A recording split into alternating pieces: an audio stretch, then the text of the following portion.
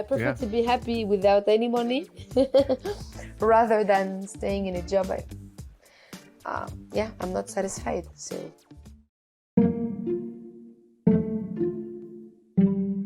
Hi, I'm Bram van der Goos, and thanks for listening to the Before and After Show, the podcast in which we are zooming in on specific moments in life that brought you further.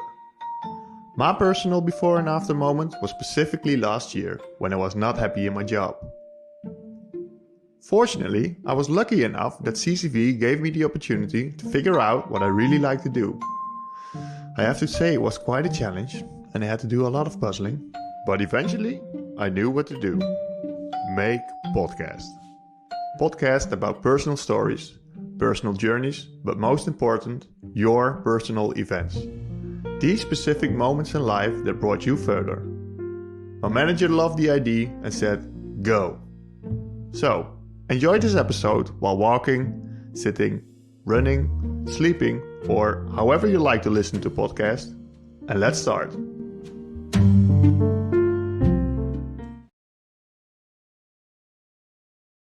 On this cloudy, rainy day and the sun breaks through when we actually started today's episode.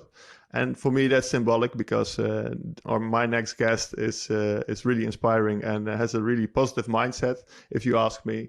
The first time I met her, we had a conversation and I was telling her how stressful my day was starting because of the kids. And I had to do a lot of things. And she said, it always ends well. And for me, that was typically the mindset of the guest we are going to talk to today. She's the founder of Geneva, a company which is focused on all the beautiful things Geneva offers. And I think it was this month she celebrated the 10th anniversary of Geneva. In the before and after show, we will discuss the path of our guest. And we will hear a lot more about her. Ladies and gentlemen, I'm proud to introduce to you Samira. Welcome, Samira. First question. Thanks a lot, Bram. You're welcome, more than welcome. Did you celebrate the 10th anniversary of Geneva?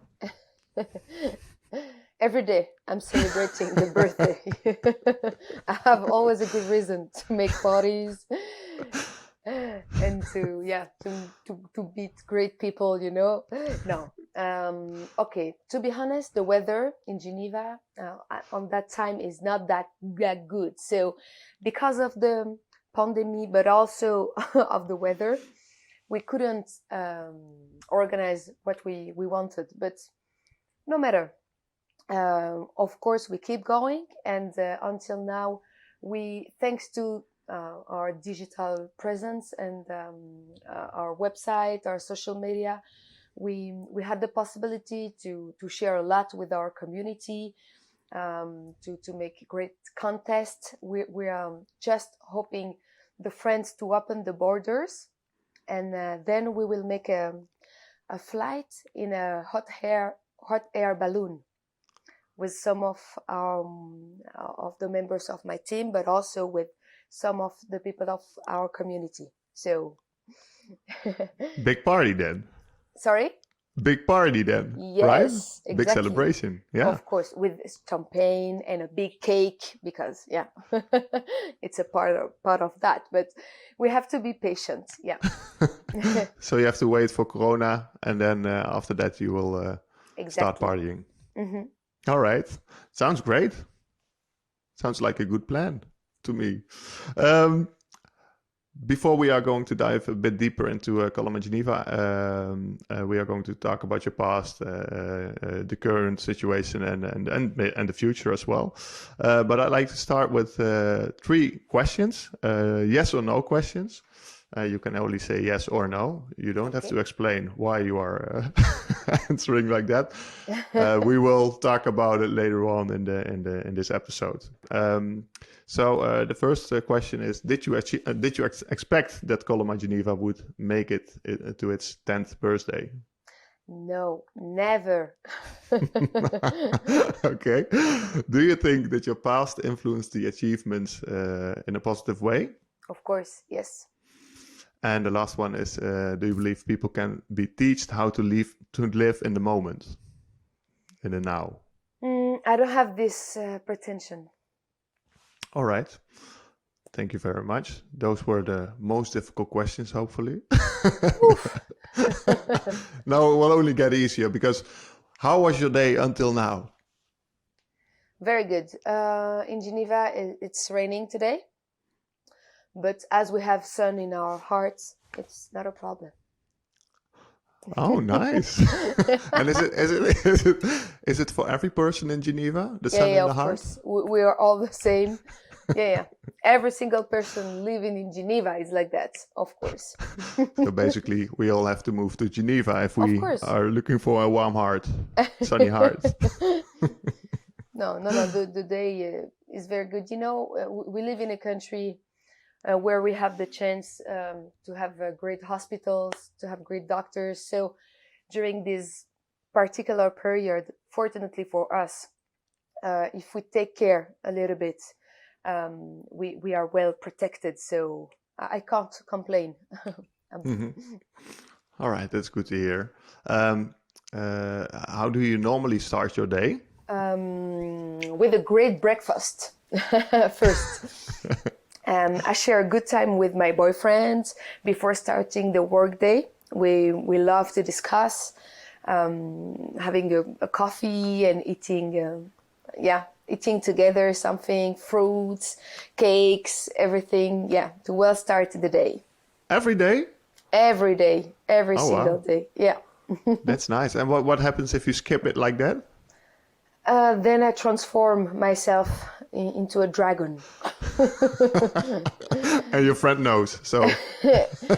Yes, they know. No. For me, it's really important, the breakfast. Not only because I have great time with my boyfriend, but also because I love to eat during the breakfast.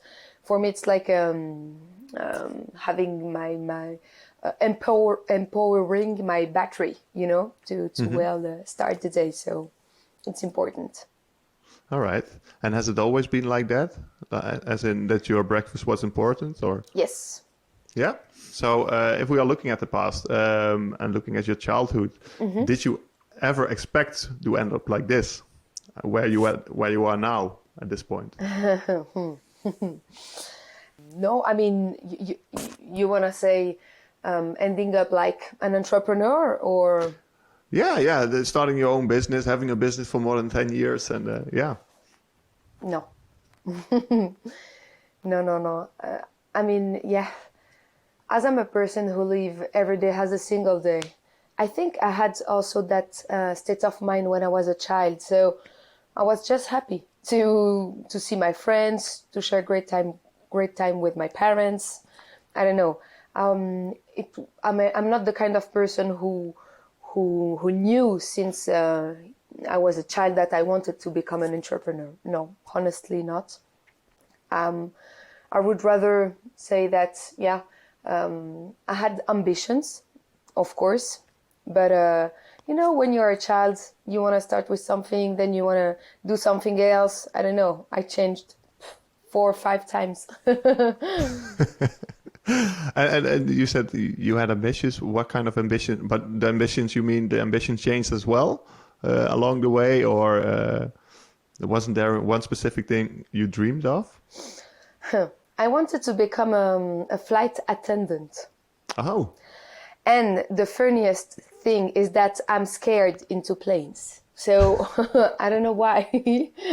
I never do why I wanted to. Yeah, it's like that. So I think I didn't take the plane a lot when I was a child, and I was fascinated by these big planes flying over Geneva, and I was like, wow, I want to be part of. But you weren't afraid of planes when you were little, or did this occur somehow? Yeah, no. Along the way, I was not. No. And I think it's also a question of habit. I didn't take the plane a lot with my parents, and as my mother had a lot of phobia, I didn't realize until you practice, the activity, you don't know you are scared. So I didn't know until I was a teenager, And then because when I was a child, but perhaps 2-3 times I take the plane. That's it.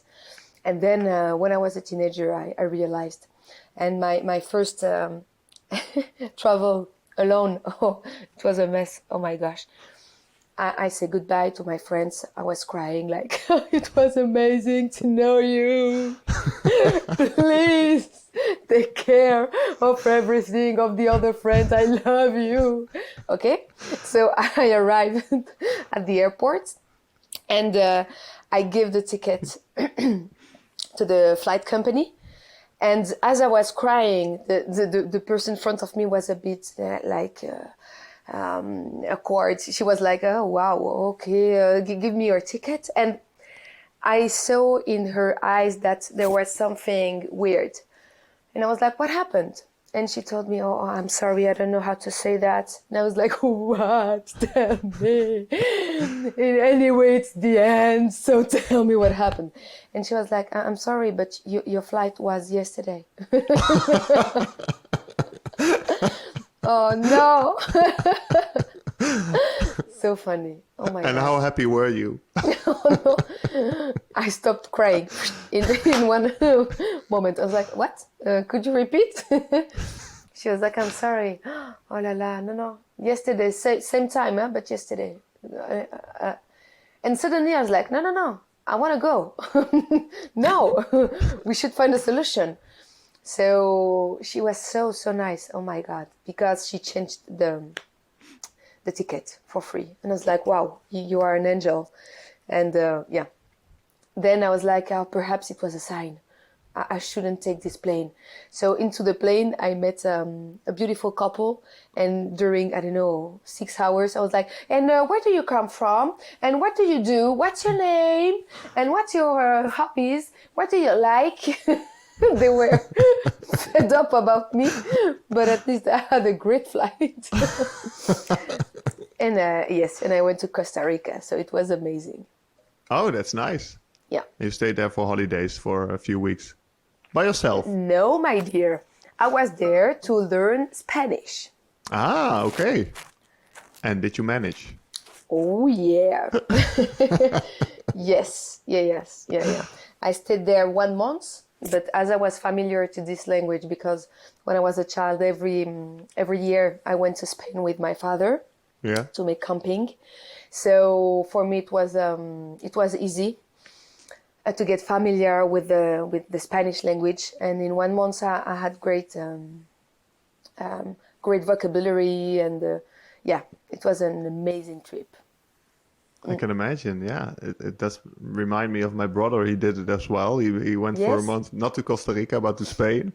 And he told me when he was going, I think he was 24 years old, something like that. And I was 21. He said, I'm going to Spain for a month and I'm going to teach myself some Spanish. And he came back, and I don't believe that he learned anything, but it was more, it was more partying for a month and just having some fun. That's an approach as well, I guess. Why not?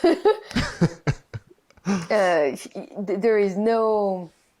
At the end, the life experience is the most important. I was one of the oldest. I was 24, and the other, they were like 16. They all came from, not all, but the majority of the people came from United States. They were 16. I was like, are you kidding? At 16, wow. you come in Costa Rica? Yeah. And they didn't care about Spanish. They were like, yeah, make parties. And exactly. I was the grandma. So they called me abuela. Abuela, yeah. Abuela, which means, grandmother. And did you see that as a compliment, or? Yes, I was like a sister for them. For me it was not a problem. And as I was speaking a bit more Spanish than them, because I was there to learn Spanish, they were not. So sometimes in particular situation, I had to manage a situation with big animals, and they were scared and they were asking me in English, what happened? And I had to tell them, no, everything is good. Hola, very good. But we were surrounded by crocodiles. So it was really, really unique, it was unique. So in one head I had the guy who was in the boat trying to liberate the boat, and in the other hand, the young people, they were like, but Samira, tell us what happened. It was night, and it was possible to see the red eyes of the crocodile, just over the water. Yeah. And I was like dealing in Spanish. Entonces, ¿qué vamos a hacer? And the guy was in panic. He was like, I don't know, don't talk to me. And they were like, okay, what did he say? And I was like, no, he said everything is under control. We will find a solution right now. Don't worry, be happy.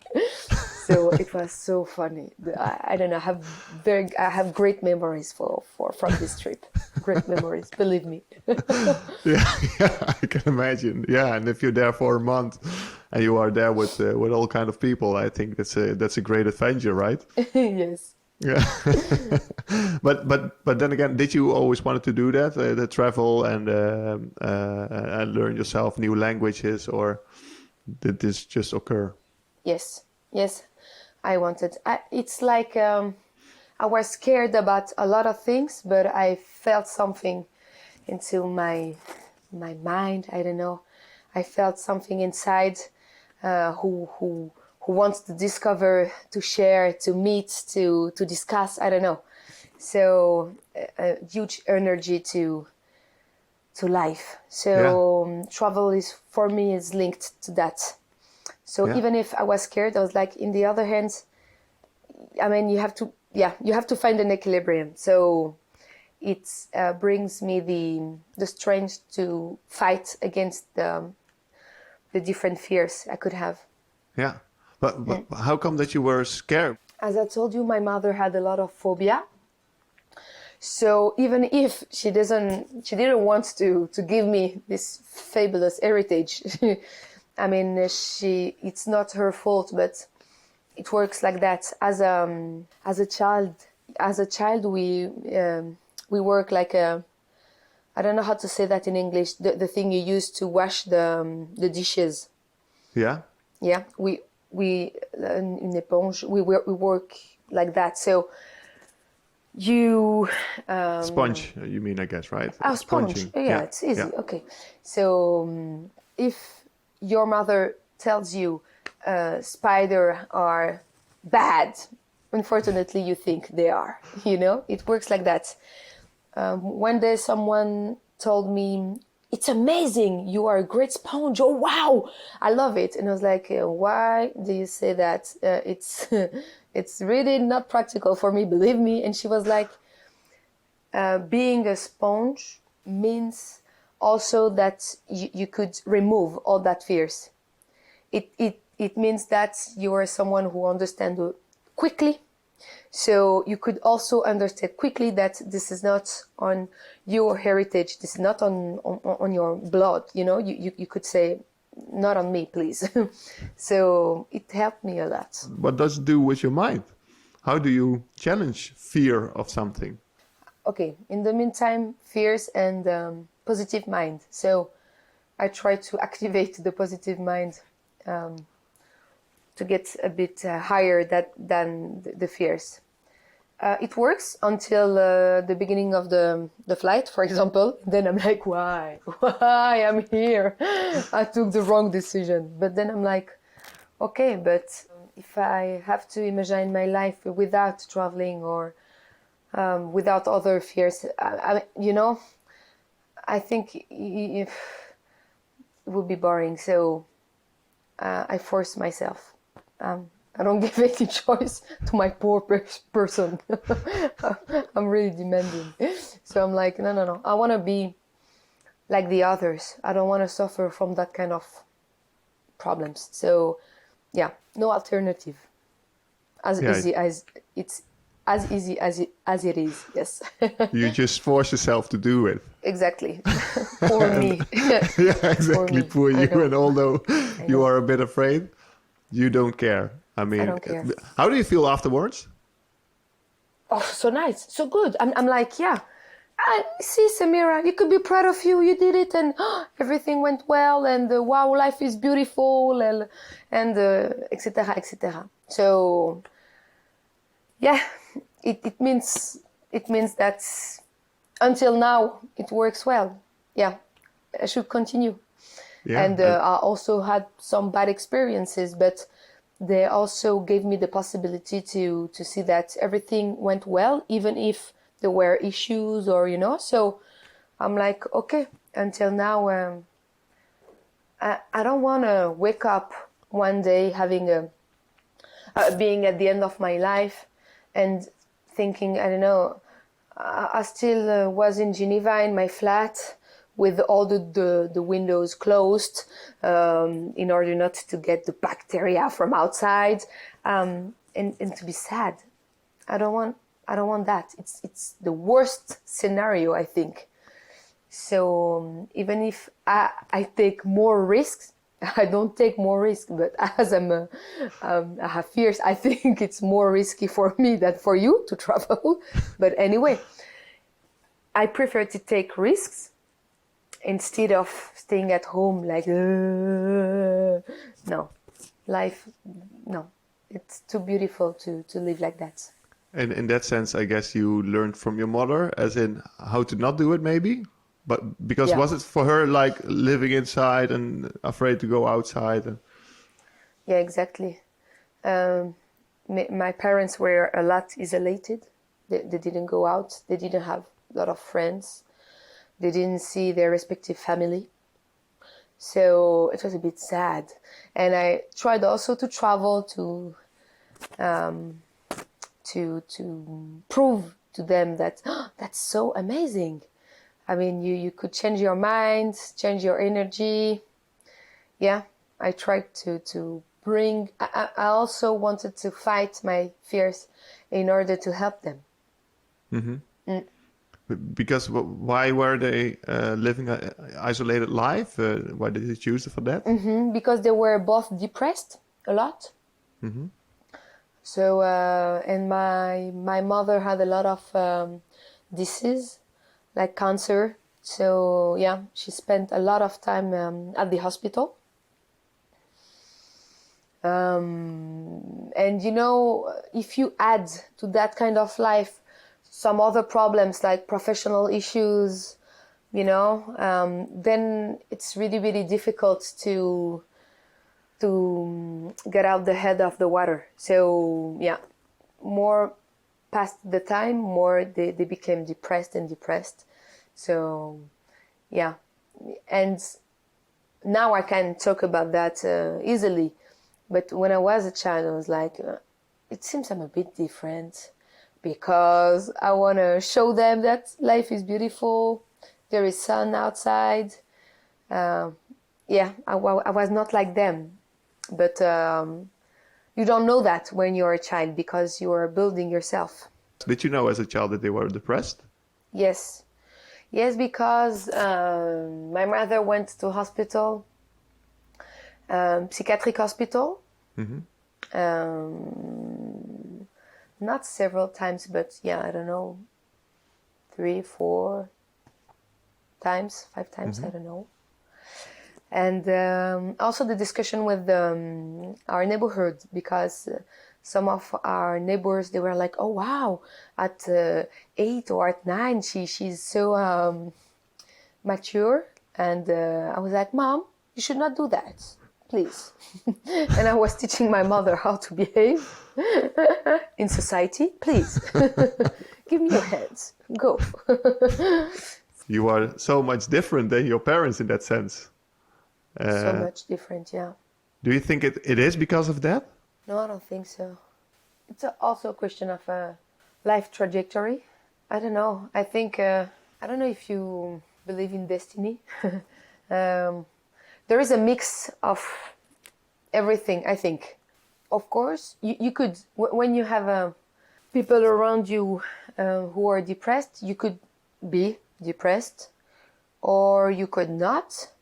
But it's like a decision tree, depressed or not. And then why you are not, because you don't have the same life trajectory, or because they preserve you, or there are many factors. I can't give one of them and say, okay, this is like that, and I don't want. At the end, it's not important. The most important is that I'm not depressed like my parents. So thanks to them and to the life.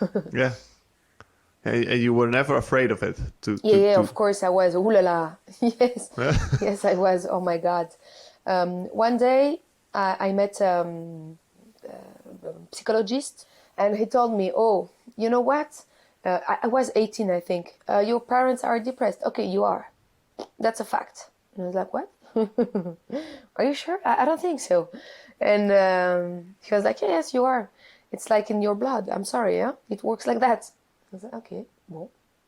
But, and until 18, I was like, yeah, probably I am too. Yeah. And when he told me that, I was like, no, bitch, I'm not. Calm down. Don't say that. I was, no. I disagree completely. And then I was like, okay, if you disagree and you're only 18, it means that you should do something with that. Perhaps you should talk with other psychologists, or I don't know, with other specialists to explore. And yeah, and then I realized, okay, I'm not like that. I left my parents when I was 16. I lived with a friend, and then I was like, oh my God, I missed my parents. And I stopped my studies when I was 16, and during 1 year I was like, no, I want to make money, I want to be independent, blah blah blah. And in the meantime, I missed my parents, and I was like, yeah, I don't know. Finally, what do I really want? And what I wanted was to live in a great way with my parents, to be happy with them. So I knocked on the door, and I was like, could I come back? Please? And they were like, yes, okay. I told them, at that time I couldn't explain exactly why I left my parents so young, But when I came back from 18 to 20, it was really, really difficult to live with them. And then I was like, okay, now I know. Because, at that point, I was like, okay, you couldn't help someone who doesn't want to be. So if you could help yourself, it's a good beginning. Then you'll see for others, for your parents or blah blah. But you should absolutely. It was also in a goal to help my parents. If I'm sick like them, how can I help them? So I was like, no, I should find another solution. So I had my first flat for 10 years. I was there, and it was great. And I continue to visit them often, and it was nice. They continued to unfortunately to be depressed, but I had to follow my life, my own life. Mm-hmm. And what did they think of it, of that decision? They were not happy. I think my father came 2 or 3 times in 10 years in my flat. So yes, they were not that happy, but for me it was too hard to see them like that.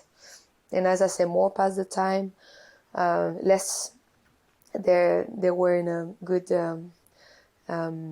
mentally mood. So for me it was really, really difficult. But everything went well when I was in my flat, because I wanted to prove them that I can live for myself. I can manage my bills, everything, and yeah.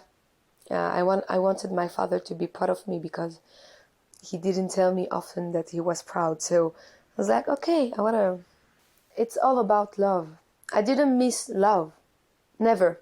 I'm 100% sure that they loved me a lot, but they were not able to express that and not in a way that fits my needs. So now I know. I suffered a lot when I was when I was a child and a teenager. But now, and until 30, I think, the age of 30. But now I'm like, okay, I know, because I felt guilty. But in the meantime, I was like, no, I missed something. So now I know. When you don't miss love from your parents, you could build yourself in a smart way without missing. I would not say anything, but it's easier, I think, really. That's why I feel like a lucky person. Yeah. And so when you were 20 years old, you moved out of the house, moved into a flat. When you were 16, you thought, I want to make money. I stopped with the school. I want to make money. At your 20th, was that the same, or did you pick up your study again? Yeah, I picked up the study. Okay. I realized, Samira, calm down. From 14, I started to work at the age of 14. Because I really wanted to get money, and my parents, as they didn't work anymore, they didn't have a lot of money, and that it's not that I wanted to buy a thousand of things, but just to have some money with me, I had to work. So at the age of 14, I started to clean offices to make money. I don't know. I think I tried more than 10 different jobs from 14, to 20, 24. I don't know. During few years, I did everything, I think. and I realized, okay, that's fine. I met great people, but if I want to have a greater salary, I need to make studies, just in case, to open the doors if I want to do something. So my father convinced me also to restart studies. So at 18, I restart a business school. And then I continue with a university bachelor and a master and stop. That's fine. Yeah. And what did you do while doing the master? So at university, I made a bachelor in business administration, and then a master in innovation and entrepreneurship. At that time, when I finished my bachelor, it was during the financial crisis in 2008. So I didn't want to. It was a hard time to find a job, So I didn't want to stay without doing nothing. So I was like, why not subscribing to a master, and let's see if I find a great job. I will not do the master, but at the end, I had a great job and I did the master. So I managed both finally. But at the same time, or after? At the same time, yeah.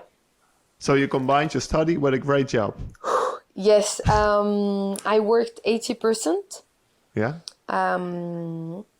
And the master was at 50%. So it was a bit complicated.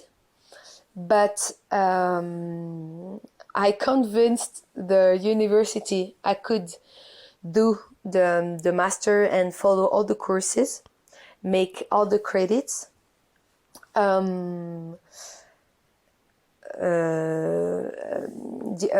Even if I didn't come to the courses, because it was in Fribourg, which is a city a little bit far from Geneva, like 1 hour and a half or 2 hours. For us, it's a lot, but I know that we live in a small country. But 2 hours to go to go and to come back. And it was on Friday. I was working, so I was like, okay, just give me the chance to prove that I could succeed this master. And they say, okay, why not? Because some of the courses I already had during my bachelor. So they were like, okay, let's see if it works. And yeah, it worked for me. So. Et voilà. Et voilà. Yeah. Simple as it is. As simple as it is. And what kind of work did you do at that point? I started my career in private banking. So At that time, I was a trainee as a project management officer. I was working for Lloyd's banking group in Geneva, in the change department, which was a department dedicated to project management, and yeah. So I had the opportunity to create that new branch, that new change department within the bank. So it was really interesting. We were 2 or 3 in my team, not more. So yeah, it was fascinating. Yeah. And did you always, because you studied entrepreneurship as well, and you started working at the private banking, did you expect that, or what did you hope to achieve when you finished your master? Not to achieve, maybe the question is wrong. What did you want to become after? It's my master opened me new windows on entrepreneurship. I was like, why not doing something by myself? Why not? I didn't have a huge appetite for that, but I was like, so many things I learned. I should do something with that. Why not exploring?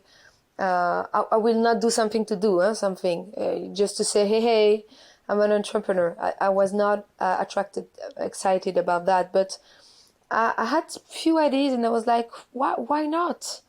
Why not? I just didn't want to lose my job.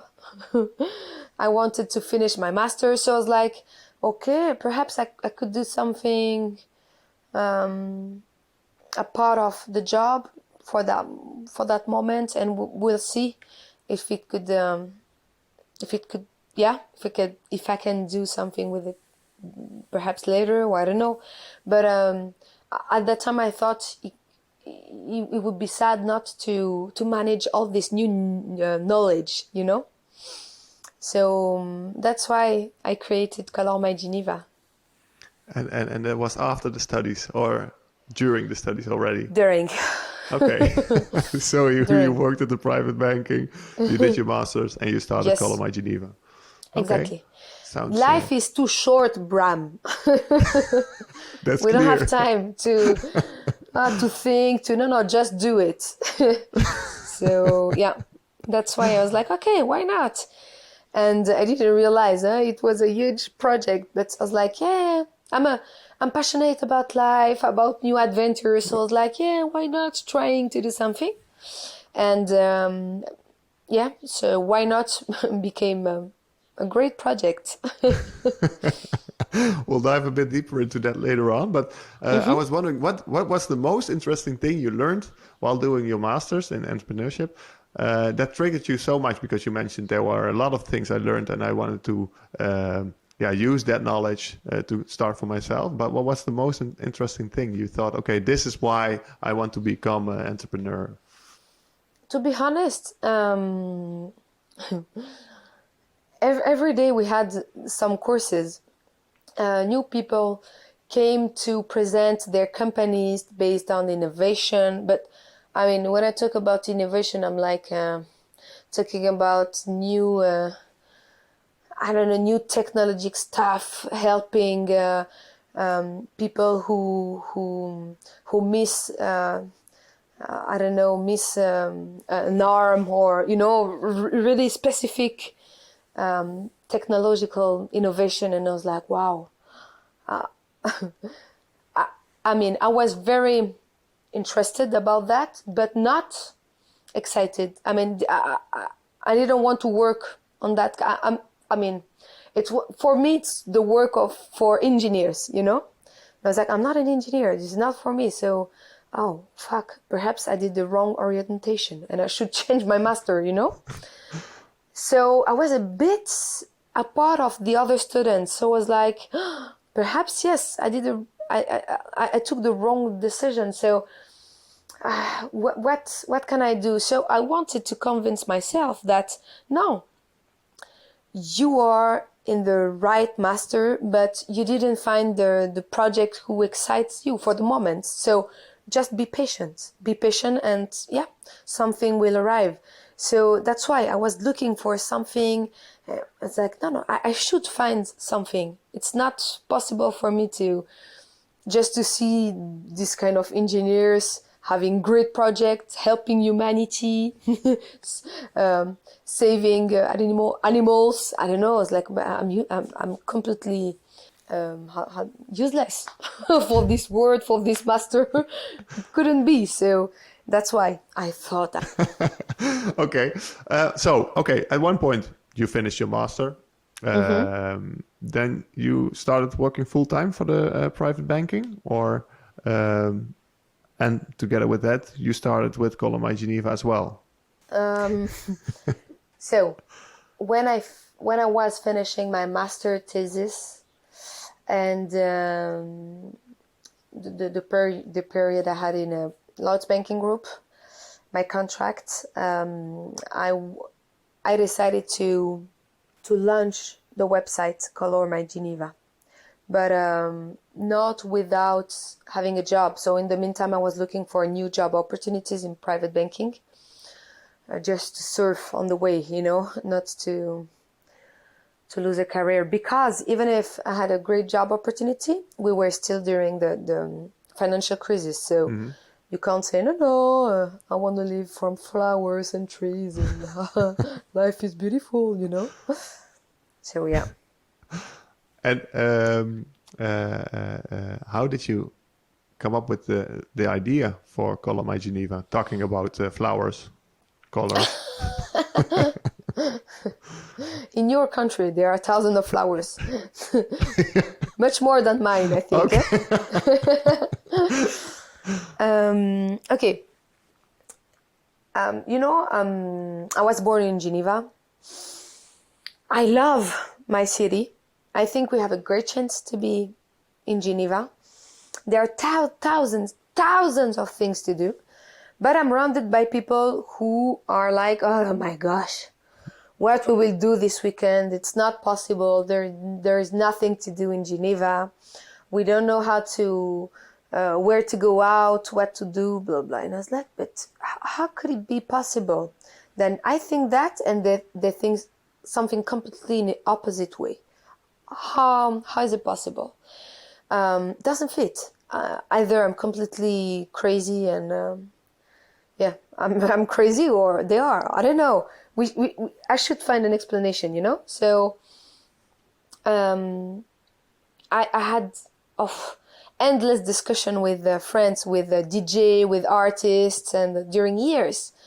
And they were like me, yeah, we have great chance, and I went out a lot. Doesn't mean only on nightclubs, but also bars or parks, concerts, and stuff like that. So I was like, yeah, we have a great chance.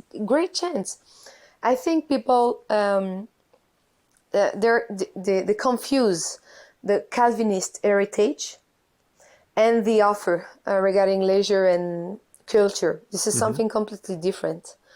And as we live in a city where there are a lot of expats, and also for the Geneva citizens, we have great opportunities to travel around the world. For us, we are like, when we discover a new city, oh wow, there are plenty of people in the streets. They have great parties in parks. Wow, we don't have nothing in Geneva, because they base their opinion on that. But unfortunately, if you do that, of course, you will think Geneva is dead. Because in the Calvinist area, you didn't have the possibility to go out, to talk loud, to make noise in the streets. You were invited to stay at home, not to show your wealth, your happiness. It's a certain way of life. So we continue to have that spirit, to be honest. So that's why you will never see thousands of people making parties within the streets. Sometimes when we get authorization, but it's really rare, really, really rare. But it could happen, But compared to other cities, even in Switzerland, the way we work is a bit different. But it doesn't mean that there is nothing to do. you could make parties, you could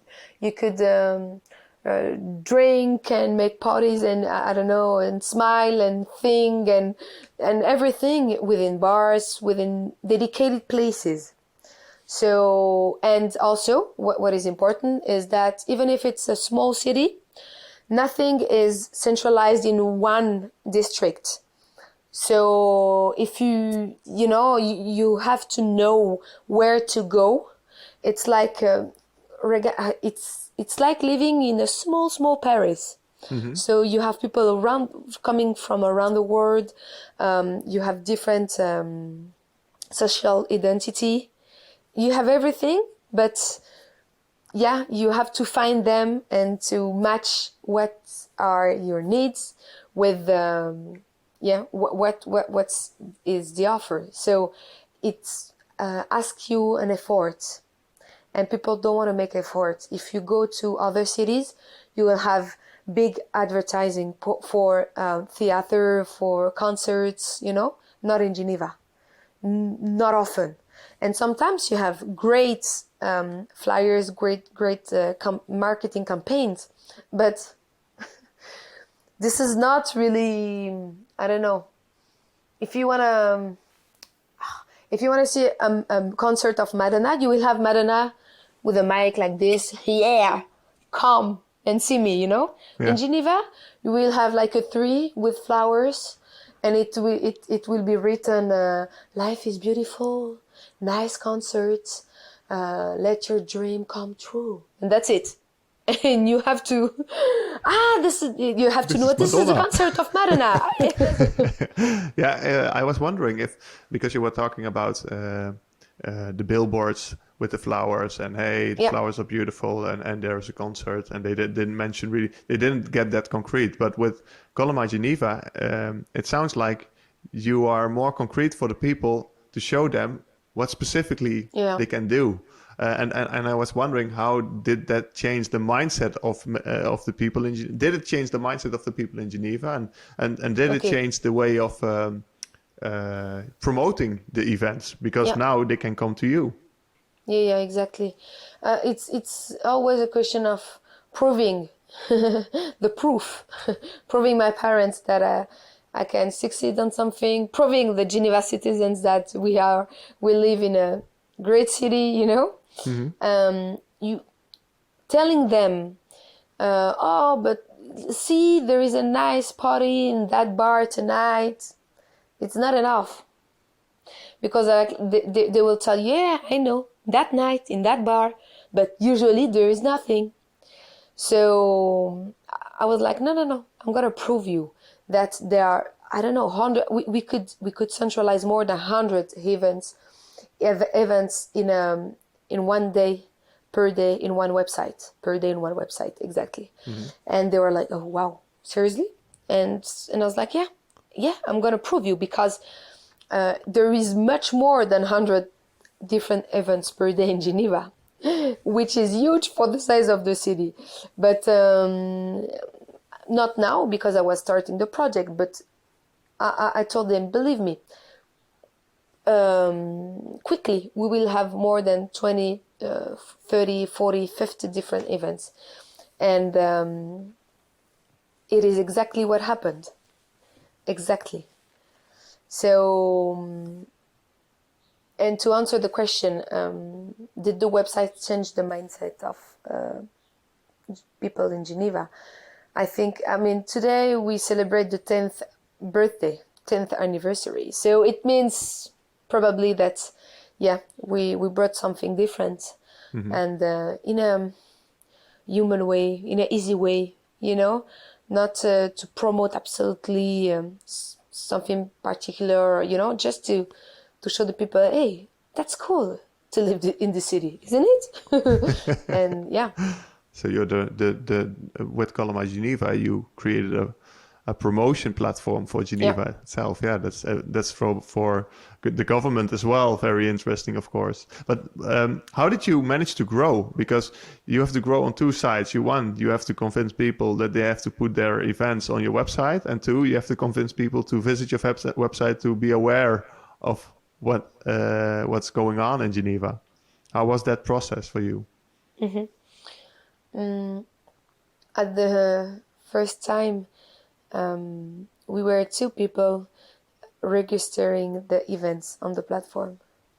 And it quickly became a mess because it took a lot of time. And as the tool was still free, we received, I don't know, dozens of requests from different cultural institutions or artists to register the event. And I was like, no, we should find another solution because it will not work like that. So quickly, after 1 or 2 years perhaps, I asked the webmaster to create another version of the website in which people could be could register the events by themselves. And I was scared, oh my gosh, because I thought people took the habits that we put the events in the website for them. So they are spoiled. I don't know if now if they will follow the new rules, you know, and it worked, fortunately for us. And from having, I don't know, 50 different partners, now we have more than 1,700. So it was a huge step to make it completely digital. And also because I was working in the meantime, I was not 100% dedicated to that. So it was an association. I was still working for private banking, completely different life and working environment. So I had to manage my time, you know, and I had to get focus on each activities on the right moment, you know, not to lose energy or not to do something not efficient. So then I could extend a little bit the project, adding, for example, a directory of bars, clubs. I worked a lot during the days off and the weekends, you know, at night I was working. I was passionate about my project. So it was not a problem for me to, it was not like a job, you know. I didn't win any money with that, nothing, zero, but no matter, seriously, because I was happy. And and then there is a point, if you want to make it more professional, if you want to expect to win money, you know, you have to concentrate more time and more energy, because even if you do your best, this is not when you're 100% focused on a project. So it really started to move at the year 2015. I decided to stop working for private banking and to concentrate all my energies on Color My Geneva in order to make it grow and extend. That's an exciting step, and it can be. I can imagine that you're afraid of the consequences at that point, but you were that much convinced of the concept. Well, it's not the concept of the of Color My Geneva, that you took the chances and you just start working full time for Color My Geneva. Yeah, exactly. The last private banking I was working for offered me the possibility to stay with a great salary, but every day I get so bored about the job. There was no place for creativity. I was an executant, okay. I did well my job, I hope, for them. But, you know, I was single. I didn't have children. I wanted something more challenging. So I was like, I think it's the right moment to tell them thanks a lot for everything. But now I'm looking for something different. So I'll let you imagine, my father was so depressed. Oh my gosh. But, you know, it works like that. I prefer to be happy without any money rather than staying in a job. I'm not satisfied. So, yeah. So eventually you convince your father as well? No. No? No possibility, Bram. No. Not him. No. So, no. I tried. No. But you're okay with that? Yes, I'm okay. Yeah, I have a great behavior. You know, I'm not her daughter for nothing. We say in French, you know. So this is my father, so I'm like him. Yeah, you will strive for the things you believe in. Exactly. Yeah, it's a great mindset. Looking at Coloma Geneva, what is your biggest dream to achieve with Coloma Geneva? I think I achieved it already. I wanted to make a platform useful for the people. Really, that's it. I didn't want to become millionaire or billionaire, I don't know, rich. This is not something I was expecting. So, yeah, I mean, during this last 10 years, a lot of people came to tell me that they're really happy, that the website is really helpful. So for me, it's the biggest gift they could give it to me. Did you expect that when you started? No. Seriously, no. No, you don't know. I don't know. No. But that's so nice that they gave it back to you. I mean, you worked so hard for it. You really believed in this idea. You started with it while working at the company. And at one point you flipped or switched and you said, okay, I'm going to focus fully on Coloma Geneva. And now people are happy with the things you achieved and the things you bring them and the insights. Yeah. And I think, I always think that you could make greater things. I don't know. At the end, this is not something. It's not like I was helping 1,000. I don't know, a population because I created a new medicine, or I don't know. You know. Yeah. So I can always do something better, or something else, or something bigger. So that's why I was like, I don't realize. For me, it's something, little. If I could bring you smile and helping you to love Geneva, that's great. But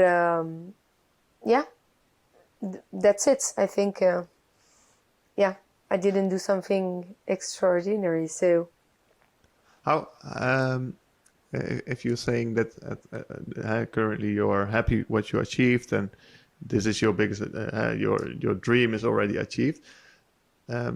What do you have another dream, or is it just I want to continue with Coloma Geneva and keep on maybe informing people and making them happy? What do you think about it? We talk a lot about philosophy, and but there is a time you should talk about business. Okay, my dream came true. That's great. I mean, in a Coloma Geneva point of view, I'm really happy with that. We had great time. We had great fun. Oh my God, a lot of fun. And just to tell you a story, when I started the project, I didn't go out a lot. It's not really that, but I went out very often, but not anymore in nightclubs, So I was like, am I the right person to do that? I was not that confident, Mm-hmm. And less than 2-3 years, no, but even less, I realized, of course I am more than I expected, because I don't go out anymore every Friday and Saturday and Sunday on nightclubs. I'm looking for something else. I want to go out. I still continue to see my friends, to go out every, I don't know, 2, 3 times, 4 times per week, but in a different way. So I was looking for something else, and I was really interesting to get new leisure, new ideas, new places where to go. So yeah, it was at the end it was a great time. I thought it could not be, but it was exactly the right time to do that for me, you know? Yeah. So it was a great period. I had, as I said, that's why I had great fun. That was amazing. But then there is a time, okay, you smile every day, you're happy, oh, but what about money? Because when I decided to get 100% involved in the project, I was like, okay, so now I need to make money with that. And it was quite difficult because I'm more passionate than business oriented. So it became life, you know, the real life now. So we have to find solution. From 2015 until 2017, I was looking to manage the project in a way to generate money, to make money. And it's really difficult because as until now, you are considered as the person who gives free advices, who offer her time to everything, to make advertising for free and stuff like that. To convince people now to pay for that, it's a bit difficult. Until now, the agenda is still free. I don't want people to pay for that. And it will continue like that. But I had to find other ways to, another business model. So I tried many things, and it forced me to change my mind. And yes, we talk about leisure and in culture and stuff like that, but there is also the fact that I need to pay my flat, my bills, so and my food. So now I needed to find a solution. So then there was another dream to make it successful in a business point of view. And it took time, a lot of time, because you make years to build a community and have great database. And then you have to transform this database to make money with that, without deteriorating the spirit of the project. So this is what is difficult. And you can't do it on your own. You have to convince people to follow you, but you don't have money to pay them. I didn't receive any money until now from no one. No, the government, institutions, nothing. Zero. So I invested on my own since the beginning, on my own revenue and on my spends. My how do you say that? My savings. Voilà. Simply my savings. I had to use my savings, and So I started a company in 2017. So I quit my job at the end of, or at the middle of the year 2015, and I had a company from an association to a company mid of 2017. Yeah, and yeah, sorry. Yeah, and then it doesn't mean that when you're a company you make money. Yeah, then it took me 3 years to make it profitable. So yeah, now we start. We are in a trajectory which is more reliable and interested for the future. Let's see how it is. Yeah. Did it stress you out because it took 3 years to make it profitable then, from 2017? Yeah. Of course. How did you cope with that? Of course, because even if I'm a big dreamer, in the meantime, as I was since I'm 14. I can count on myself only in a financial point of view. So, and also, yes, I can't count on my parents to help me, I don't know, for other things. So I had to make money. It was not an option. So I'm not at ease if I don't earn money every month. I can't. If I will not do, I'm on my own. And even when I was in relationships, I didn't want to count on my boyfriend. I'm not that kind of people. Perhaps too proud, I don't know. But at the end, yeah. So I was under pressure. But the adventure is really interesting because you have to go through your fears, through the different things you don't want to deal with, but you have to. Because it's like that, it's your company, so you can't say, oh, no, I'm not going to do that. No, you have to face who you are, what are your strengths, and also what could be your difficulties. And you can't say, no, I will not do that. You have to. So you have to find a way to go through that. And this is, I think, what took me most of my time, because to try to sell, it's not what I prefer, to be honest. As I know the product, I know what I do exactly. I'm the person who knows the best. Mm-hmm. I can't ask someone to do that for me, So, but I always had, excuse like, no, it's not the right time. I think I should invest time in something else. Then I was like, no, Samira, you have to go outside and to knock on the door from different, brands, projects.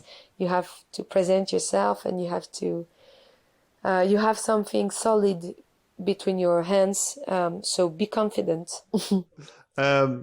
But then, looking at the time, I'm going to round it up a little. But I'm not sure if it's possible. I'm a bit looking for the business model. What is really working for you? Well, not for you, but for Coloma Geneva. Is it that you can promote specific events or highlight specific events, or is it the traffic you gain where you can advertise, or can you share something about that? Of course. Today it's like 50% dedicated to a marketing campaign. We do only personalized campaign for those brands who want to promote their activities on Young Active in Geneva, because this is how it is composed, our database. So they contact us because they want to get in touch with Young Active in Geneva. Mm-hmm. And depending on the brand, the project, the product, services, we do something completely personalized. And this is 50% of our revenue. The other 50% are dedicated to communication agency. So when 4 years ago, I started communication agency in 2016. I realized when I was knocking on the door of different institutions and clients and stuff like that, I realized that they were not familiar with digital, and what we could do with that word, how we could manage to make it profitable for developing our activities, sell more product and services. So I was like, okay, yes, we could help you with Coloma Geneva, and we will do something for you, something specific, and it will help you. But if before that, then the people are invited to visit your website or your social media, and you have something completely old school, it will not help you. So I started to give my clients or future clients advices on also not only how to promote their activities on Coloma Geneva, but also on what to do and what kind of products or services. So it means there is something not efficient in your process. And I realized that I loved also to do that, because I'm a helping person.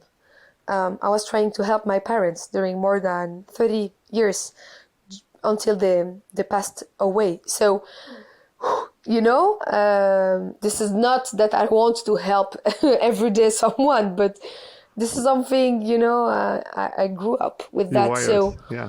I love to give help, and now I learned not to give everything, but at least few advices. At the end, you will not earn a lot of money with that, and I believe also a lot in humanity. I'm convinced that if you do the things you want people to do for you, this is a great cycle of life, a great positive cycle. So this is how I work. All right. And what does the future bring you? If you look at yourself at the Coloma Geneva, what do you hope to achieve in the near future? Maybe another 10 years anniversary, or? I am more inspired to get peace, personal peace and happiness in my life than having money. So based on that, my professional experience will evolve and surf on that. Today I'm really more comfortable with who I am. I'm in peace with the fact that my parents left. It took me a few years to accept that. So for me, of course, it is important. I mean, last year I achieved to make my company profitable, but I could make it much more profitable. So now the challenge will be either to invest more or to adapt a little bit to make more money. I will not stop, but because of course this is like a baby for me. It's it's my company. But I always said that if I face huge difficulties, I don't want to continue just because I did this project. I would rather give the project to an association of students. I don't know, but at that time, in this particular economy, it's really difficult to be profitable. So even if it's hard every day, I don't want to stop. But as I said, I'm also more at peace. I don't have to prove as when I was younger. I have also another challenge. I'll become, I hope, a great mother because I'm pregnant. Congrats. Thank you. So for me, oh my gosh, it is another huge challenge because at the end, we're just here to make the life continue or to make something.